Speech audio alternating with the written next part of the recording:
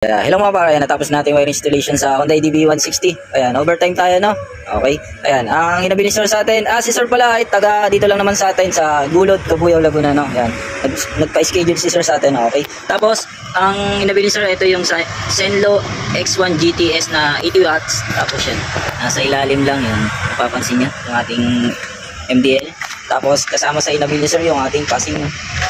Goods na goods to mga sir. Tapos yan, sample tayo. Ito yung switch natin, dito natin nilalagay.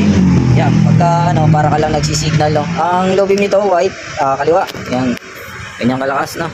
Tapos high beam, yellow, pure yellow. Yan, pwede rin magamit yung combination, no? Yung third mode na sinasabi natin, no? Pagka naka low beam siya, sabay na sa stock high beam.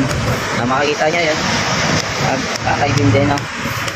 Magandaan sa setup natin, kahit naka-off yung, pagka naka-off yung MDL, magagamit pa rin yung stock na. Okay. Tapos ang passing nito, combination. Kahit naka-low, meron. Tapos kahit naka-pure yellow, meron. Okay. Yun lang yung inabili na package ni sir sa atin. Okay. Kaya sa mga gusto magpa-install, direct message lang po sa page o kaya sa FB account ko. O kaya visit kayo sa shop ko dito lang sa Banay-Banay, Cabuyao. Search nyo lang Par Rides Banay-Banay. Yan. Ito yung ating available na mga Zenlo. Okay, yun lang. Thank you and ride safe.